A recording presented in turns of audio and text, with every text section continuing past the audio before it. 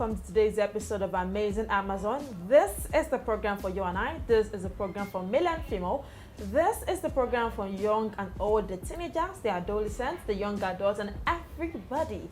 The main purpose of this program is to motivate people, to inform people that they are doing excellently well, and also to inspire them to become responsible and reasonable citizens in their country, Nigeria, and outside.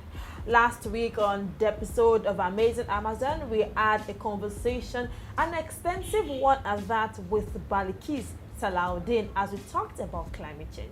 Well, you're welcome to today's episode of Amazing Amazon. Like I do say every time, this is the program where we bring in only female guests. Obviously, like I do say, we are not trying to be gender biased. We are trying to inform you that there are females out there doing excellently well in different sectors of the economy. Oh, my name is Omotoshola Sarimakin, and on today's episode of Amazing Amazon, we will be talking about fashion. Fashion has different definitions, but for me, I'll be telling you today that fashion is a work of art. We all practice fashion, we all behave fashion, we all wear fashion, we all speak fashion, we all do fashion. That's why I am looking glamorous today. You don't have to tell me that, I know that myself. And joining me to talk about fashion today is a fashion designer, an Afrocentric fashion designer, a fashion entrepreneur, and owner of a fashion hub. This is a fashion house that looks to beautify people and also to train people to become responsible youth and to responsible adults in the society. And we're talking about what? Journeying into the fashion world. Good day to you, ma'am. Good day. Thank you very much for having us.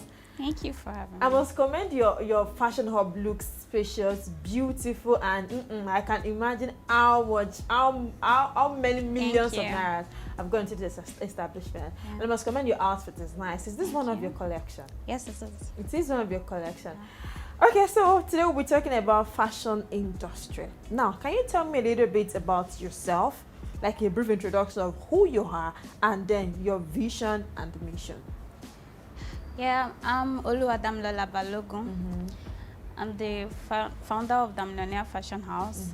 It's a fashion house that makes amazing outfits for women and children. Oh, strictly women and children. Strictly women and children, but then boys and girls, children, but strictly adults, women. Okay. Yeah, and then I also own the Fashion Academy, Damilola Fashion Academy. Okay. Yes, we train boys. We've had boys part of our trainings, women, wives, mothers, young girls, and how we train them in the art of fashion designing. Yeah. I'm the fifth child of a family of 7. Yeah, and then I started learning as young as the age of 16. 16? Yeah, when I finished my secondary school. So what motivated you to learn, to go into the fashion world?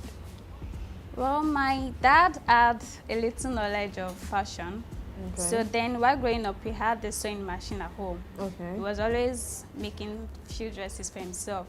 And then I started playing with the machine. From then I knew how to pedal the machine, and then I started making some designs for myself as well. Whoa. But then what actually prompted me to learning fashion was I was a bit choosy when it comes to designs. Okay. Then while growing up, it was usually my mom's tailors making dresses for us as well. Okay. But then I always had issues with maybe the kind of styles she made.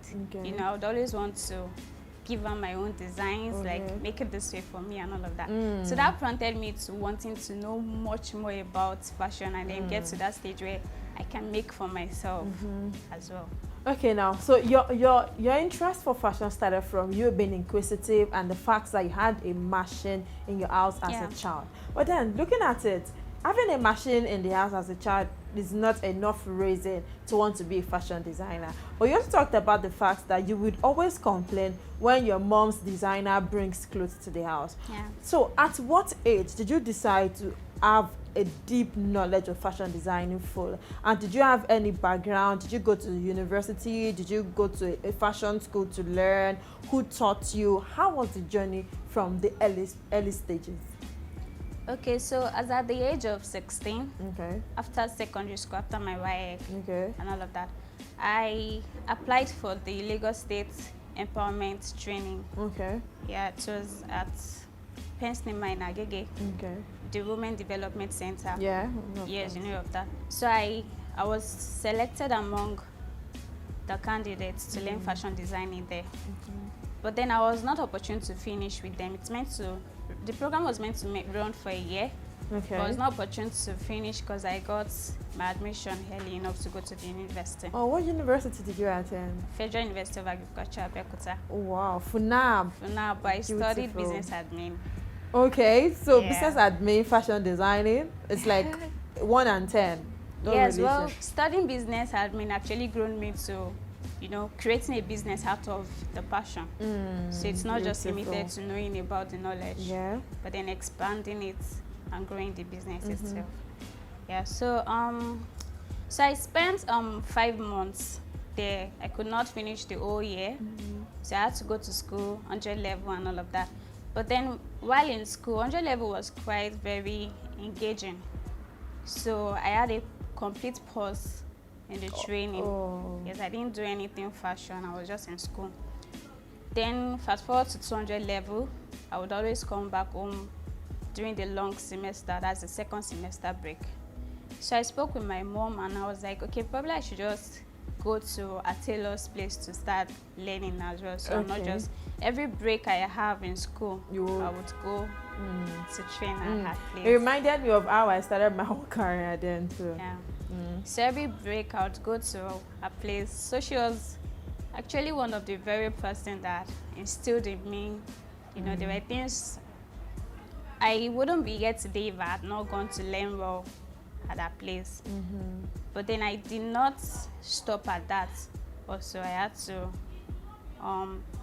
learn more, gain more knowledge to get better in the field. Now, let's talk about, you said you learned from a tailor. Yeah. Okay. Obviously, at the moment now, it seems to be there's a difference between a tailor and a fashion designer. So why did you say tailor and not a fashion designer? Or tailor means a tailor? Well, like I always teach my students nowadays, the difference between fashion designer and a tailor, it's not so huge. Okay. Being called a tailor, it's not something demeaning in the real sense. In Nigeria, for example, Yeah, you I tend don't to see be people called a tell tailor. you, don't call me a tailor, I'm a fashion designer. But in the real sense, a tailor is someone who knows how to sew and cut. Okay. But then a fashion designer is someone who creates her own designs from scratch. Oh. So you can actually be a fashion designer and also be a tailor because you know how to sew and cut. But then there are fashion designers who do not know how to sew or cut. They only know how to create. They employ drafters and people to sew their designs. I think for you want them. to call couture. Yes. Okay. And fashion designers, fashion design is not limited to clothing alone. Oh. It goes into how well you know about styling, combining colors, what accessories to use with a particular clothing, and all of that. So being called a tailor is not really demeaning. It just means you only know how to sew and cut. But then being a fashion designer means you create your own styles, you know about fashion illustrations and all of that. Like I do say on this program, if you are not listening, if you are not watching this program, I probably don't know what you're watching because there's a whole lot to learn on this program. She just told us something new. She said there's a difference between a tailor, a fashion designer, and a couture. She said a tailor is someone who can only sew and cut, while a fashion designer is who can create the fashion in his or her head and then draft it out. And she said there's also a difference between a drafter because some people can only draft ideas, they cannot sew. So there's a difference, there's status to this. So before you open your mouth and call yourself a tailor or call your neighbor a tailor, be sure of what he or she can do. Now, how would you describe the aesthetics and style of your fashion brands? Are there any specific design elements that you usually cooperate into your collection? For instance, now, my own stylist, each time she's making an outfit for me, okay, let me use gown for an example. I don't really like gowns, so each time she's making gowns for me, she kind of adds a bit of when you tell her you want a short gown, I think the SU-ness, permit me to use that word, in her will add length to the short. So she will not give you a short gown. She'll give you like a long gown. So everything she does is always very decent. And you know, this cloth is not meant for a Gen Z. It's meant for a mature person. And there are other different elements that are just so particular to our designs. Okay. So what I do aesthetics and style of your fashion brand, those specific things that if you should see your clothes worn by the president of the country, you know that, okay, this is my design. Okay. Yeah, so in Damilola, especially there's this special uniqueness for our kiddies collection especially. Okay, kiddies so collection. We ensure that every of our kiddies collection have a bit of the African prints in it. That's the Ankara. I was going to talk about your Afrocentric fashion. Ashoke especially. Oh. Yes. So even if it's going to be a work outfit, like a formal outfit, it's going to have a little touch of either Adire, Ashoke or Ankara. Oh, lovely. Wow. And let me just say, make a comment to your stylist, for example. So knowing your clients, let's say, knowing your audience helps you provide the best outfit for them. Just like you said, for her, she knows you do not really love gowns. So whenever she wants to make for you, knowing with your personality, knowing what you want, she had something to suit your style. Yeah, and each time the gowns come, I'm all like, oh wow, I'm blown away. Okay, now you talked about you are also an Afrocentric fashion designer. Afrocentric means African styles, and you talked about your kiddies collection, how you add Adire, Ankara fabrics, and Ashoke to them. Now, let's start with how many collections do you have? Like, just give them 1 or 2 collections. We already know of your kiddies collection. Do we also have Abaya collection? Well, we don't have the Abaya collection, but we have something I call the Damilola Oriente. Yes, and then what prompted that was my kind of stature. Okay. So we have people who are not so bold or big, like just petite portable like us. Yes. So I have the collection called Damilola Oriente for the size 4, size 6. There was a time I was a size 4. Wow. Yeah, I'm now a size 6. So at that time, getting dresses, you always have to get a dress. The common dresses out there are size 10, size 14. But even if I get a size 6, I have to amend to my size.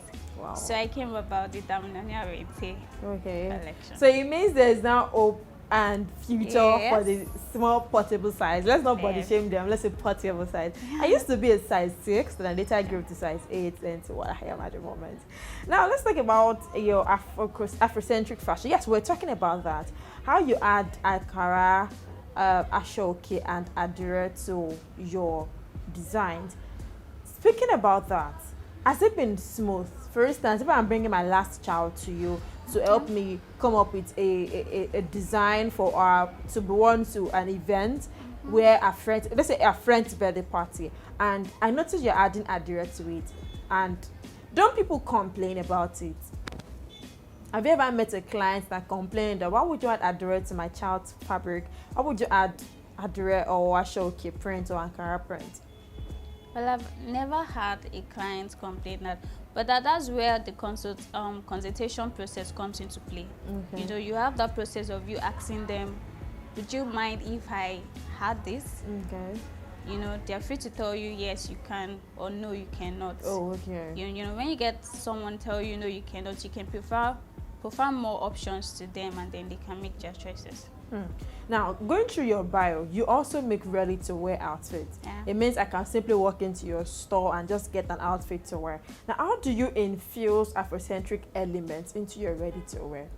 So far, I've only had 2 ready-to-wear collections. Okay. So there's the Darasimi dress. Okay. So it had a touch of Ankara fabric in front. Okay. In the middle part, a box shape. Okay. And then the other one has a rope. Okay. Yeah. Okay. Now, any challenge faced when you started learning? You said you learned from a tailor. It means, according to what we know, growing up as a child, I didn't like the tailoring word because I see how their bosses punish them, kneel down, go and take my child in school, go and pick up my child from the school, go and do this and do that. How did you survive the training stage? Was there any difficulty? Was there any challenge? Did you go through one or two issues that I don't like, that you probably didn't like, that shaping you to become who you are today? Yes, there certainly were challenges for me while learning, but it wasn't that much because, you know, going to learn from my mom's tailor at that time, I was going to learn as an undergraduate. Okay. Then there's this level of respect, I guess, that actually differentiated me from the rest of the trainings. You know, I only had to go during breaks when I'm back from school. So even as at then, probably we had to go to the market and all of that, she was quick to send the rest and not send me. But then I did not have an issue because I was ready to learn as well, and then I was ready to work because I knew I had to gain something from this woman. So I was not reluctant to tell her, "Oh ma, you can actually send me to do whatever you want me to do," and that made her happy. But then I did not have to go through what the regular tailor would send their trainees to do. And at the time when I actually started my fashion brand as well, you know, before we actually moved to this space, I had a very little shop. Then I was staying with my grandma, you know, and then when I decided to start taking in trainings, I always had the mindset of, you know, I don't want my fashion school to be like the regular ones. So I actually created the structure of how I wanted it to be like. So, you know, I was not preparing to have the idea. As at that time, actually, my parents were always like, why not send your, you know, the typical Yoruba parents, you know, they were always like, why not send your trainings to help you do this or do that. But then I refrained myself from doing that because I had planned ahead that, oh no, you know, they actually came to learn. We should not infuse the personal works or personal life into the training process. Now, why did you decide to focus on training for teenagers? You decided to focus on training for teenagers. Why not? Why didn't you make it free for everybody? Why only teenagers? Well, I've actually had trainees who were nursing mothers. So it's not limited to teenagers alone. The only time we have free training classes are usually during summer periods. For teenagers, that's for students in school, GSS3 student and SS3 student. And actually, the first time I did that was during the COVID season. That's 2020. Yes. During the COVID season, as at that time, lucky enough for us, you know, when there was a lockdown, the COVID lockdown and all of that, but then we ensured that training didn't stop because most of the girls were in the community. Then I was staying with my grandma, so we were always using my grandma's parlor to continue training.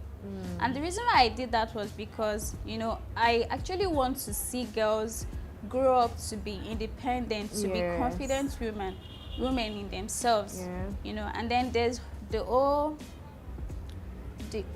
there's a way the society can chatter dreams of girls. I know, right? Actually, so I have the passion to ensure that every girl gains something from me.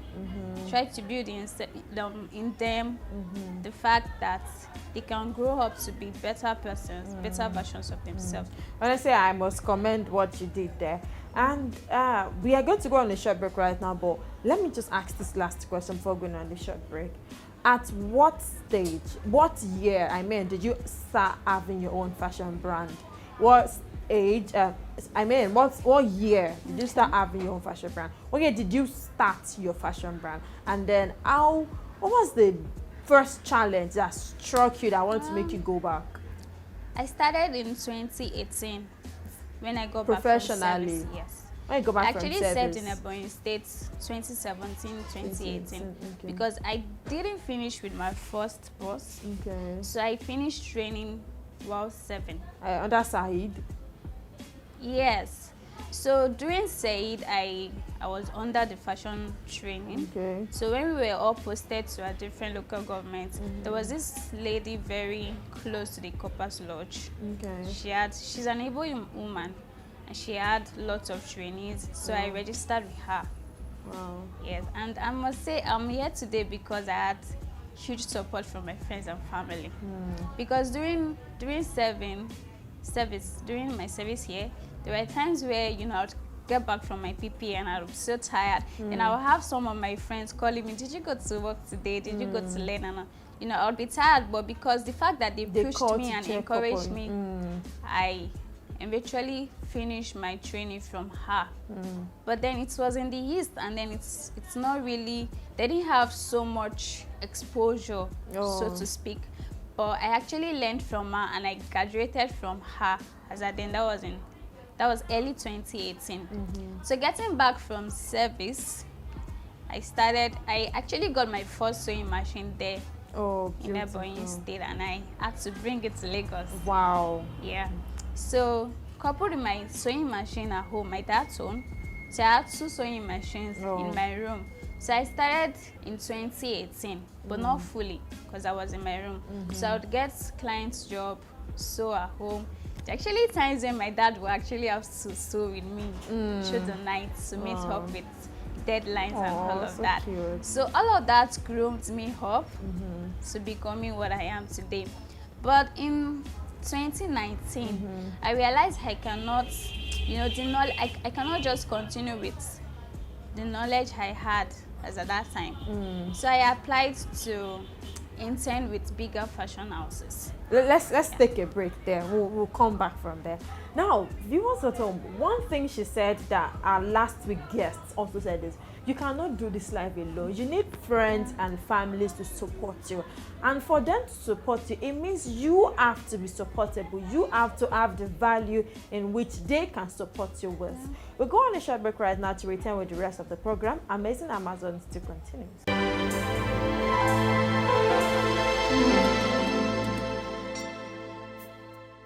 Glad to have you back. You're still on to Amazing Amazon. This is the innovative program that is meant to inspire you and also to motivate you. Just before we went to that short break, we were still talking about the journey into the fashion world with Miss Damilola Balogun, the owner, the CEO, the brand ambassador, the everything of Damilola Fashion House. Just before we went to that short break, she was talking about how she graduated from an under-house tailor apprentice to she going into a proper fashion academy. Over to you, ma'am. Thank you very much. So you said when you came back from a Ebonyi State after NYSC, you felt like you need a better and more exposed view of the fashion industry. So take us through the journey. Yeah, so I had always followed this lady on Instagram. Okay. Yetroslin. Okay. Yeah. Miss Yetunde Akode. Okay. So she was one of my mentors, someone I actually look forward to from afar. So I had to send a mail to her to intern under her. Oh. Yeah, I was staying with my parents then. As at that time, I was staying in Songo Water, and our fashion house was in Bagada. So I had to go from Songo to Bagada every day. Wow. And I was not being paid. Wow. So I was interning under her because I wanted to learn from her. I wanted to know how she managed to build her fashion empire. So she actually shared her stories online and all of that. I followed her almost everywhere, but I needed to be under her roof to know how she was doing everything she did. So I was interning under her. I was in charge of our social media space. Okay. I was the online manager for her. So I deliberately didn't go there to work as a stylist for her, because she had a number of tailors, she had pattern drafters, and then she also ran a fashion academy alongside. So she had fashion tutors for the students. But then I wanted to know how she managed the business side of fashion. So I was with her for 4 months, and I was still coming from Songo to Bagada every time. So after that, that was when I went to start You know, staying with her helped me know. And you know, I learned a lot of things from her. I learned from, you know, it's not just about getting a job from a client and all of that. Apart from the sewing process, you have to learn how to, you need to learn the customer service aspect. You know, while with her, she actually she paid for a training session we had with Trisha Biz. Okay. Yes, she sponsored 3 of us, and we had a training session to learn about customer service. Yeah.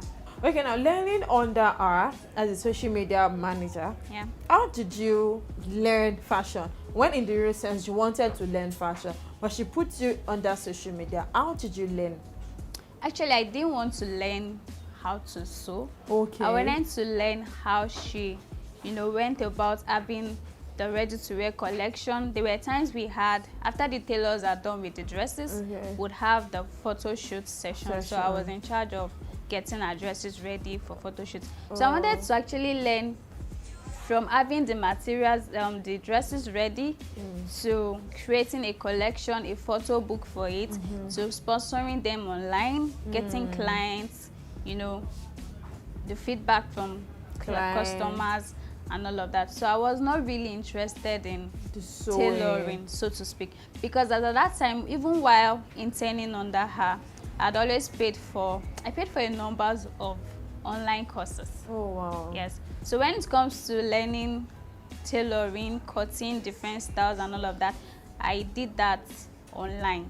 I paid for classes online. Yeah, so I was not really interested in going to work for her as a tailor. I wanted to learn how she puts all of that together. It shows how really committed and dedicated you were to the industry. Now let's talk about, or let me ask you, how did you balance running a fashion brand and managing the training hub? Because you learned from her. So how did you manage your own when you started? How is it still going now? Okay, well, I would say running a fashion house and an academy at the same time is not easy.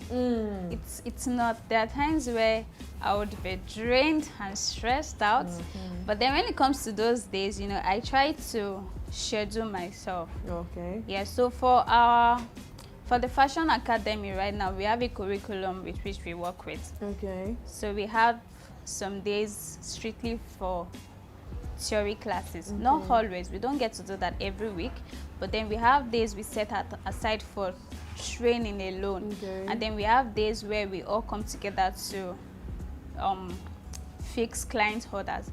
So the fun part of it is, in the process of actually meeting up with client orders, it's actually not putting an end to the training, because they get to see the sewing aspect, also the sewing process, not just about the theoretical part of fashion. Yeah. So while we get to meet clients order, make dresses and all of that, it exposes them to the practical aspect of the training.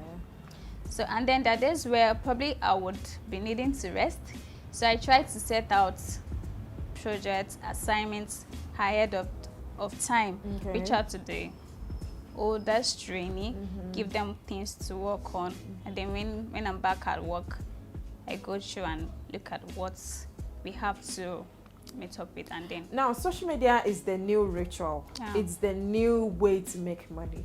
How are you incorporating social media into your fashion business? So I tend to run ads on Instagram. And how has the reception been? It hasn't been so much, because I've been doing it on my own. But then I'm looking forward to actually employ, like, giving it out to people who are into it. Out of the client, so now out of the clients you had, how many percent did you get online? How many percent were previous customers? How many percent were working customers? So I would say I got 20% online.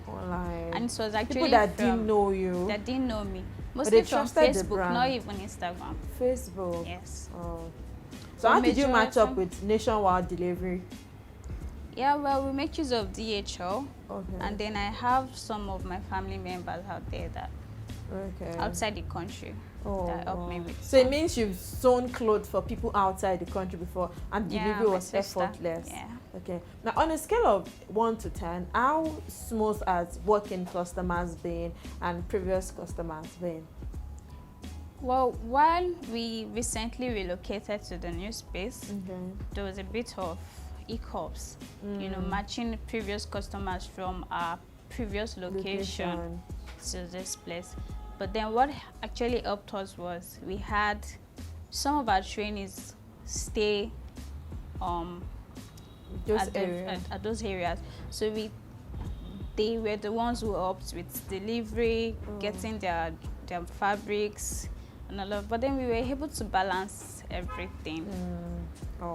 Now let me ask a story. This is where you get to tell us a story.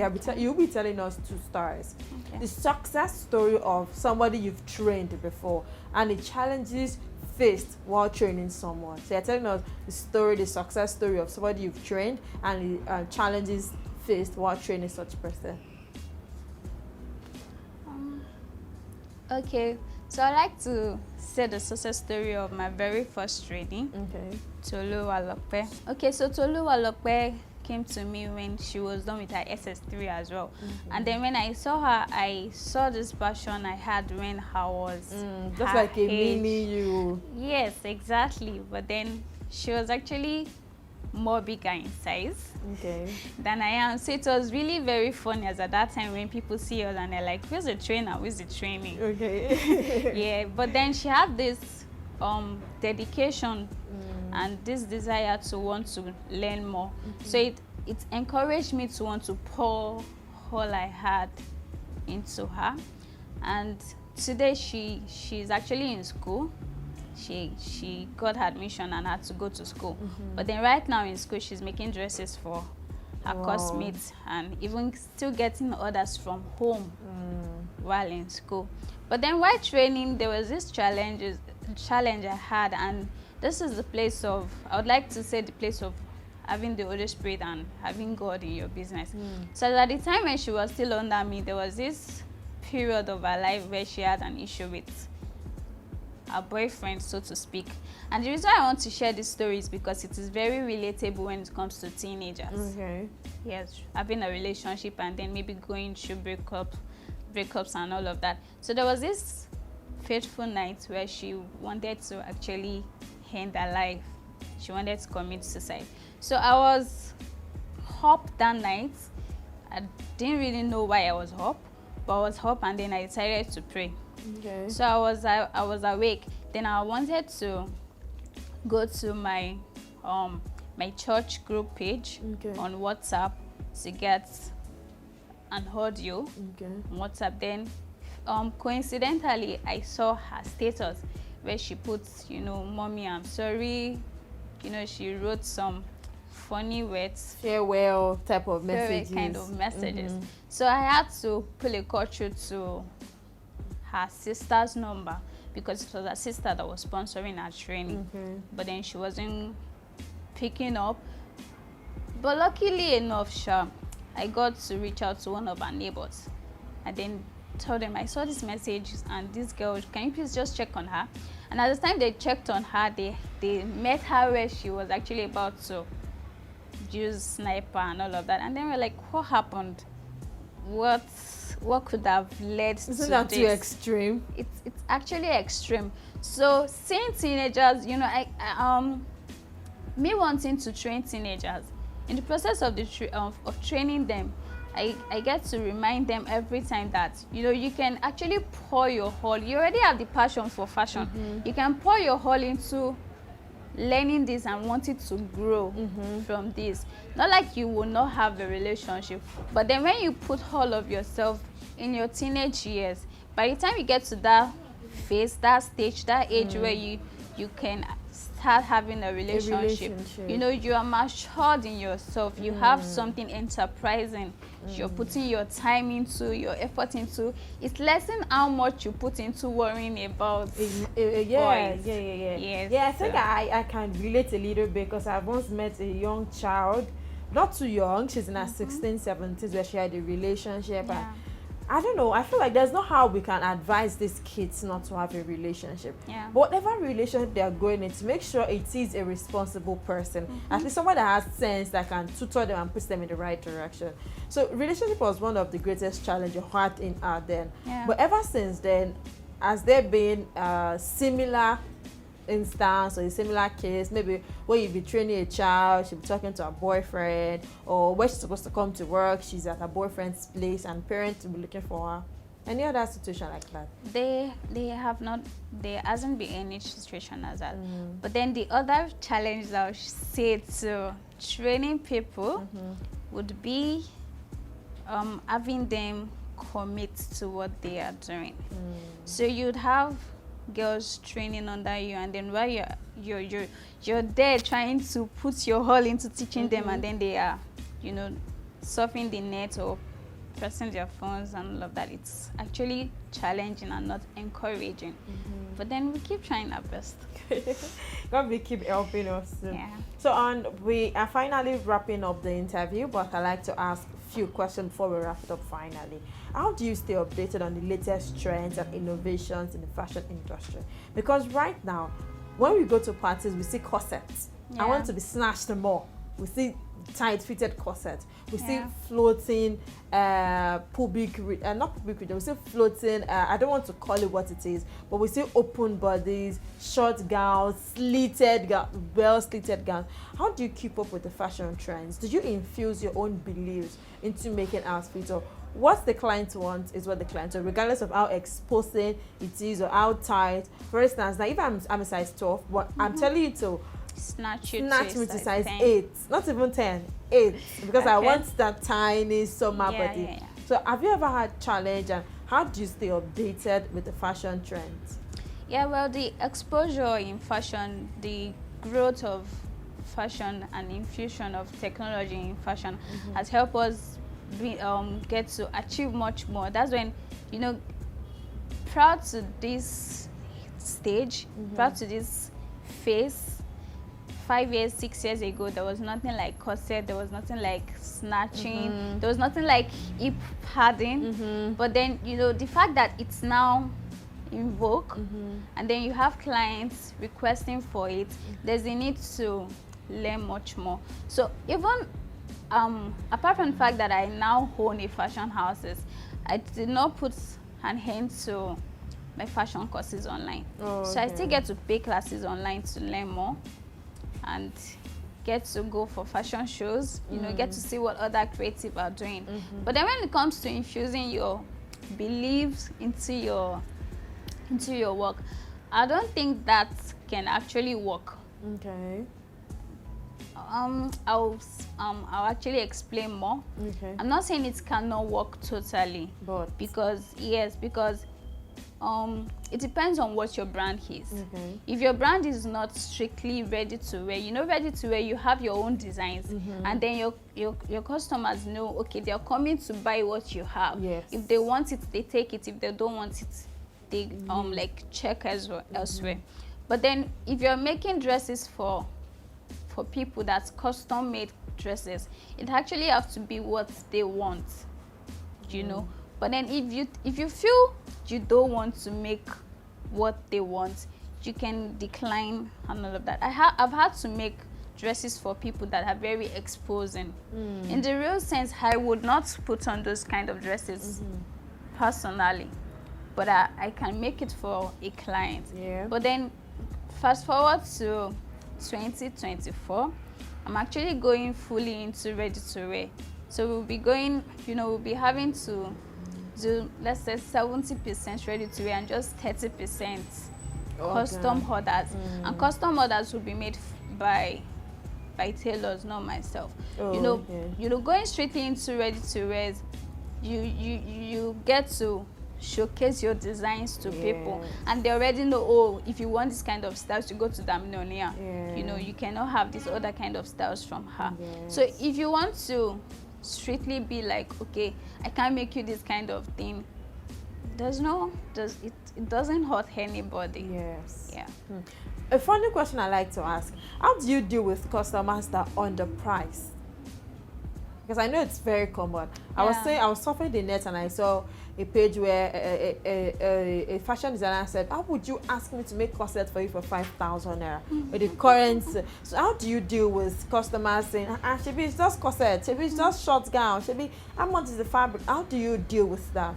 Well, I learned that right from when I started. Okay. My friend taught me that, and his popular saying was, not all customer is your customer. You know, you meet, especially when I'm saying this to girls today that just finished their training and then would be starting out as well. You know, it can be pressurizing when your customers come and then they say, Shebi, it's just for you to put this down, put this down. It's not supposed to be that costing. Yeah. You know, and then you feel like, well, I can actually make it for 5,000. You know, by the time I get my materials and I'm having 1,000 naira left, I'm just starting out. I need customers, but then it's a lie. Not every customer is your customer, and it's honorable for you to decline a job, because at the end of the day, you get so stressed out trying to meet up the customer's yes order. Because you don't want your design to flop. You don't want to flop, but at the same time, the cost, the price the person is paying is not what, how much time, is not what's the cost of materials and everything you're going to put into that design. So it's honorable and it's not a crime to decline jobs. So most times when I feel for this price, I don't think I would be. And then what I do as well is I'm like, okay, I can actually put a call through to my friend. Do you know what? Can you give me 5,000 naira? And then they would give it to me. You know, I don't have to take a job where I would be spending 6 hours, 8 hours for that price. It's not just worth it. So I just decline. How do you ensure your customers come back? Yeah, that's customer service, and that's what I learned from Sling. You know how you don't just. I've had customers that after making their dresses, they are not 100% satisfied.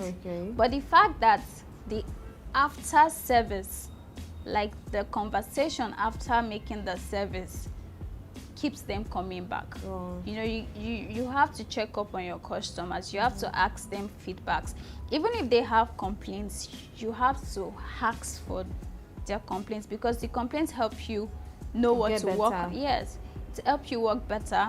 It helps you. It proves to them that you didn't just care about their money.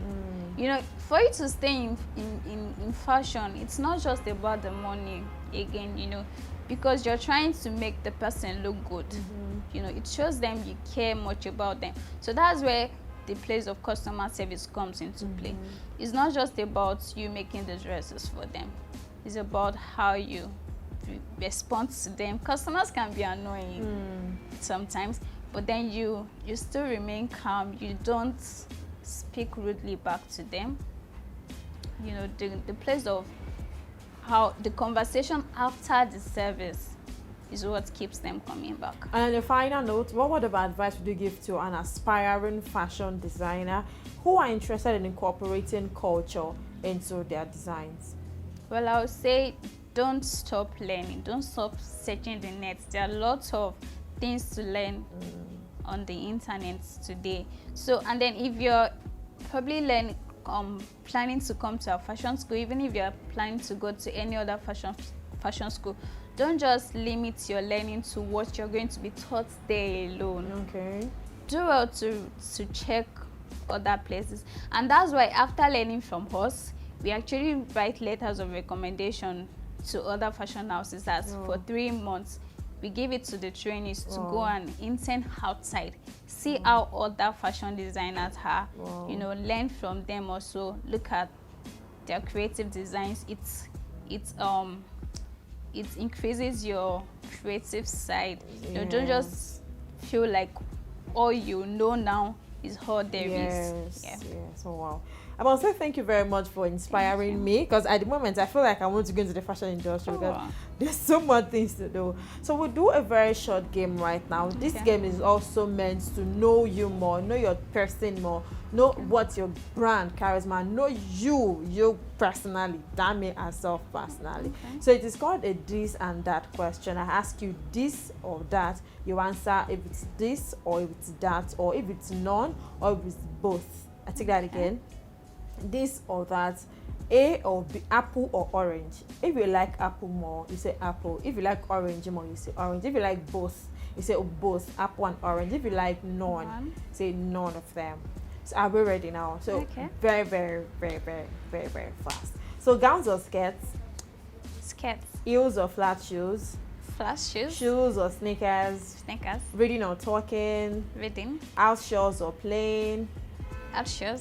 Modern outfits or wedding outfits? Modern. Bring styles or think of styles? Think of styles. Sewing or drafting?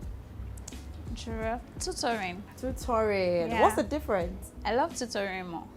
Like that's teaching more. Teaching more? More than actually having to make it yourself. Yeah. It seems like a stressful job, is it? No? No. No, it's not. 9 to 5 for a business. Business. Because when I was interning, it was challenging because I'm this kind of person that prefers working late at night. You know, you finish your work as at 3 a.m. and then having to, in Lagos, you cannot even be a 9 to 5 and then be waking up by 9. Yeah. And I'm this kind of person that having worked that late, I get to sleep early. And so. And finally, money or fame? I will not say none. You don't want money, you don't want fame? I don't want fame, so to speak. I prefer impact. Impact? Yeah, wow. So it's not fame really. It's not, let me put it that way, because I would say, okay, I'm trying not to mention names. Yes. But then there are famous people out there that are actually famous, but then they're not famous based on what they leave behind, what their impact have been to other people's life or to the society. So I would say impact. Impact. In one word, describe your fashion business. So my fashion business is wanting to give one word. I would say favorite. Favorite. Yeah. Abba's favorite. This is where we wrap for today's episode of Fashion of my bad amazing Amazon. I must say a very big thank you to a fashion entrepreneur, Miss Damilola Balogun. Thank you very much for your time. Thank you for inspiring us. Thank you for being a source of knowledge to many people out there. We'll go on a short break to bring to you the amazing quotes. Thereafter, we'll draw the curtain for today's episode. While the conversation does not stop here, you can continue to engage us on our different social media platforms. And then for previous episodes, for episodes to come, just go to YouTube and press Amazing Amazon. Just type Amazing Amazon. You see our previous episodes, you see our episodes, and the one we are shooting now, the one we are doing now, and the one we will continue to do. On the final note, can you drop your social media handles for us if anybody is interested in coming to your fashion house or interested in engaging more with you? Yeah, so we're on Instagram at Damilola, and the ready-to-wear brand is Damilola-RTW. RTW. So she said, if you want to reach out to her, Damilola at Instagram, and the ready-to-wear is Damilola_RTW. Now that's it. My name is Omotoshola Sarimakin. You can continue conversation with me at Omotoshola Sarimakin on different social media platforms. See you again next week. Don't forget to keep doing your best. Be consistent, be consistent, be consistent, and finally, we pray for God bless Nigeria.